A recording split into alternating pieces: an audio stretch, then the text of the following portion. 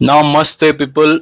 Here we are on our 14th day, and 16th or 17th day నేను చెప్పినట్లు wait pics post చేస్తాను.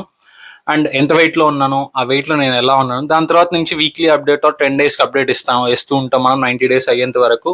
Let's see how it goes. And ఈ రోజు వర్కౌట్స్కి వచ్చేస్తే shoulder day. Firstly started with pike pushups. ఎక్కువ చేయలేదు, 3 sets చేశాను. ఈచ్ సెట్లో 8 reps చేశాను.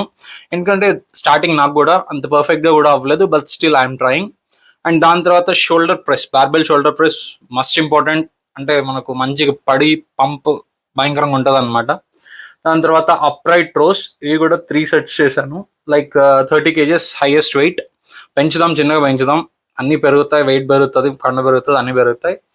అండ్ దాని తర్వాత lateral raise and front raise రెండు కలిపి సూపర్ సెట్లా 3 సెట్స్ చేశాను. ఈచ్ సెట్లో 12 to 15 reps 100% మెయింటైన్ చేసాం. 15 kgs టాప్, అది చేసి అంటిల్ ఫెయిల్యూర్ చేసాం. దాని తర్వాత dumbbell press must and should.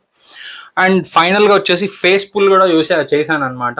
అది ఐ కుడెంట్ రికార్డ్, ఎందుకంటే ఓపిక అయిపోయింది, ఇవన్నీ నేను ఒక్కడనే చేసుకుంటాను కాబట్టి దట్స్ ఫైన్.